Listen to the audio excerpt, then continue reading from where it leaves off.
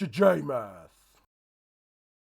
In this video, we're going to practice the graph of the derivative and how to interpret it and draw the original from that and all those kind of questions. Pause the video here and please try these four questions on screen, and then we can do it together. You can see if you understood it or not, and enjoy this. Question 1. Draw the sketch of the derivative on the same axis as fx. Okay, so this is the one where they give you the cubic function and you need to draw the parabola. So what we've learned thus far is I'm going to make a vertical line at each turning point. So I'm going to make a line there, and the y-axis is actually then the other line. Now I just need to decide if it is a happy face or a sad face parabola that I'm going to draw. Okay, so there's various ways to know. The one is that you can just study if my cubic is a positive graph, so it increases twice, then it's a happy face.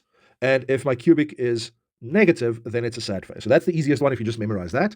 Or it ends in the same way. So it ends in a sad face. This one ends in a happy face, if you want to study it that way. The other way is to say, okay, if I look at the original, left of the first purple line, it's decreasing. So that means my parabola needs to be underneath the x-axis. Between the two lines, it's increasing. So therefore, my parabola needs to go above the x-axis. And then to the right, it has to be negative because the original is decreasing. So there we go. That's the sketch of f prime x. Let's look at another one. So with this question, I'm going to make lines at the turning points. Now, they already did the dotted lines. So that was very nice of them. So I know my parabola is going to have x-intercepts on those two dots. Now, I just need to figure out, is it a happy face or a sad face? So left of C, the original is increasing. So that means my parabola needs to start above the x-axis. Between these two dotted lines, then the original is decreasing. So therefore, my derivative needs to be below the x-axis. And then afterwards, it's increasing again. So this would be the graph of the derivative. So they don't care what the y value is of your turning point. This is literally going to be 3 marks. They're going to give you a mark for getting your first x-intercept at C, your second mark is at D, and then the third mark would be for your turning point being in the correct section. So if your turning point is anywhere in that section, you would get your third mark. Question 2, draw the sketch of the original on the same set of axes as the derivative. Okay, so I'm going to follow the same method. Now I'm going to draw vertical lines at the x-intercepts because I know the turning point of the original will be somewhere on those two purple lines. Okay, so my original in this case, I now need to see, is it increasing or decreasing? So this section tells me that it needs to start decreasing. Okay, then this section where the derivative is above the line, it means my original is increasing. And then this section tells me the final part would be decreasing because the derivative is below the line, it's negative. So that means that the first turning point will be lower than the second turning point. So I'm just going to make 2 buckies there. They do not care how high they are. They don't care about y values. They only care that the one is a minimum. The first one must be a minimum, and the second one must be a maximum. So then I can just connect the 2 buckies, and then I would have full marks if I tell them that is fx. Next one, I'm going to start again with my vertical lines, and then I just need to see where is it increasing and decreasing. Left of the first line, it is above the x-axis, and therefore my original must be increasing there. Okay, and then it reaches a turning point. Between the two lines, it is below the x-axis, so therefore my original must be decreasing, and I can put a little bucky there because this section tells me it's increasing at the end again. So to connect them, I can just tell them my original would look something like this. Remember your arrows and remember to say original fx. Question 3, the graph of the derivative is given. Use this to answer the questions. Question A, what type of function is g? Okay, so I can see the derivative of g. The derivative is a parabola, but that's not the answer to their question. The answer to their question is a cubic function. So for question A, I will have to write cubic function, and I can tell them that I know it must be x cubed. Okay, then I will get my full marks. Question B, for which values of x is g, the original, increasing or decreasing? Okay, I want to pause here and just give you guys a tip. So whenever the question has something about the derivative, I'm going to make it one color. And then whenever it's talking about the original, I'm going to make it a different color. So my brain is not going to get confused with when is it the original and when is it the derivative, because it's so easy to lose track of what they are actually talking about and then to lose all your marks. So in this one, I can see all the questions are actually related to the original. So don't get stuck in what you see on the page because I'm seeing the derivative, but the questions are about the original. Question B, for which values of x is the original increasing? Okay, so it's increasing in this section where the parabola is above the x-axis. And I can see that's between -8 and 0. So that would be my answer for B1. Okay, so x lies between -8 and 0, and I'm not doing little included lines next to that. Okay, for question 2, where is it decreasing? So it's decreasing in these two sections where the parabola goes below the line. So I'm going to write that as x is smaller than -8 or x is greater than 0. Question C, at which x values is the tangent to G, the original, parallel to the x-axis? Okay, guys, so this is a trick question. Okay, so something is parallel to the x-axis if it has a gradient of 0. And something has a gradient of 0 if it is a tangent exactly at the turning point. Okay, so I know I said a lot. So if that is my original cubic function, it has to have a tangent there and there for it to have a gradient of 0. Okay, so that's what the question means, but it's actually extremely easy if you just know the theory, because the answer would be at the x-intercept of the derivative. So my answer is just going to be x equals -8 or x equals 0. But the theory behind it is the gradient is always 0 at the turning point if you talk about a tangent. Complete the following. G has a local maximum when x is equal to and a local minimum when x is equal to. Okay, so you can study the theory, and the theory says if something is decreasing and then all of a sudden increasing again, then this needs to be a minimum. Okay, and if something is increasing and then at a certain point it starts to decrease again, then we call that a maximum.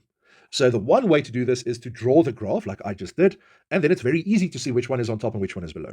But if you are going to not draw a graph and you're just going to look at the parabola, you can follow the same theory. So the theory that says if my gradient is negative and then it turns positive, then it needs to be a minimum because this was negative, this was positive. So that turning point at -8 must be a minimum because it went all the way down and then all of a sudden it started to go up. Therefore, it's a minimum. Then the next one, it was positive. Okay, so it was increasing and then it changed to decreasing. So that's why it would then reach a maximum. Okay, guys, so many ways to do the same question. Personally, I feel just drawing a rough sketch would be the easiest way. Let's just answer the question. The local maximum would be when x is equal to 0, and the local minimum would be when x is equal to -8, as I can see with this sketch.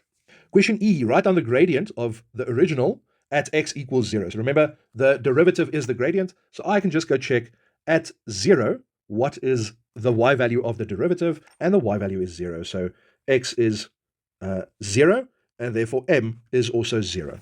Okay, I'm looking at that point there. Remember, the y value of the derivative is the gradient, and therefore it's 0 and 0.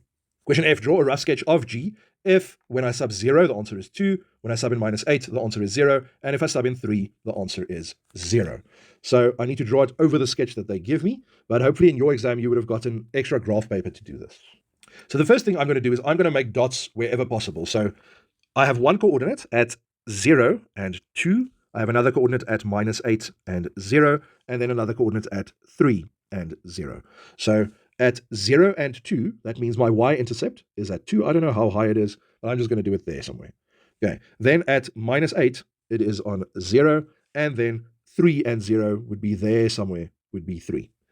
Okay, now I told them many times that I know there's a turning point when x is -8, and there's a turning point when x is 0. So my graph would then have turning points there. I'm going to just make it a little bucky, and there, and I'm going to make it a bucky. So the graph would look like this, where I just connect the two buckies and make sure it goes through the other dot. Okay, guys, sorry, that doesn't look very neat. I didn't use graph paper, but I would still get full marks because I have my turning points, I have my x-intercepts, and the shape is correct. Question 4, the graph of the derivative is given. What is the gradient of h? Okay. Firstly, again, I am just going to highlight so I know when are they talking about the original and when they're talking about the derivative. Okay, so that's my h. So that's the one I can see. So everything with the derivative, I'm just going to make green in this case. And then when they talk about the point of inflection, I know I'm going to use the derivative to do that. And the concavity, I'm also going to use the derivative. Everything else is about the original. So don't get confused. Question A, what is the gradient of the original when x is equal to 0? So remember, I'm just looking at the derivative and checking the y value when x is 0. So for question A, I can just say m is equal to 1 if x is equal to 0. Question B, for which values of x is the original strictly increasing? Okay, so don't worry about strictly increasing. They could have just said increasing.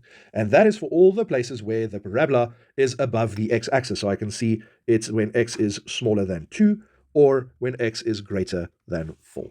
Question C, give the x-coordinates of the turning points of the original. So I can see it's at 2 and 4. And that's all I need to write. X is 2 or x is 4.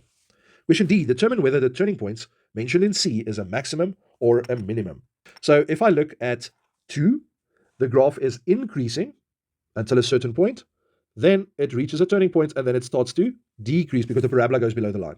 So that means at 2, it's a maximum, and with the other one, between the two turning points, it is decreasing, and then all of a sudden it starts to increase. So that means this is a minimum when x is equal to 4. Question E, write down the x value of the point of inflection. Now, the point of inflection is the same as the turning point of the parabola. I can see that is when x is 3, and that's all I need to write. If it was a bit more complicated, you could say 4 plus 2 divided by 2, and you would still get your marks. Question F, draw the rough sketch of the original if h of 0 is 0 and h4 is negative. Okay, so they're trying to be cryptic there, but let's see if we can decipher this. So the first thing I'm going to do is I'm just going to make a coordinate there at 0 and 0. Now, I know there's a turning point when x is equal to 2, and there's a turning point when x is equal to 4. So that's fixed. I know that. They're telling me when h is 4, the answer is less than 0. So that means I have to have a coordinate that is somewhere below the x-axis. Now I just need to check the shape. Now I just told them that I know 2 is a maximum and 4 is a minimum. So therefore, the bucky at 2 must be higher than the bucky at 4. So I'm just going to do this, and now I can connect. So I know it goes through 0, 0, goes to that bucky, goes to that bucky, and then it goes up again. And that would be the graph of f. Okay, guys, we've done this a few times now. I hope it makes sense, but I practice it more, and tell me if we need to make another video on this. Question G, discuss the concavity of the original. So we saw in question E that at x equal 3, this graph has a point of inflection. Okay. Now, as I always say, I cut the graph in half at the point of inflection, and then the happy face is concave up, and the sad face is concave down. So on paper, I would say when x is smaller than 3, it is concave down, and then when x is greater than 3, concave up. And that would give me full marks. How did it go with these questions? I know some of them were very tricky, but luckily it's something you can study, and the more you practice this, the easier it would get, and then ultimately it would be free marks. But guys, be honest with yourself. How are you feeling about calculus and graphs and interpreting the derivatives and all of that? If you're feeling good, then go for it. Start practicing exams. If you need a bit of more practice, go and rewatch some of the videos on this playlist and make sure the prelims don't get you. If this video helped you, please like and subscribe. JJ Math.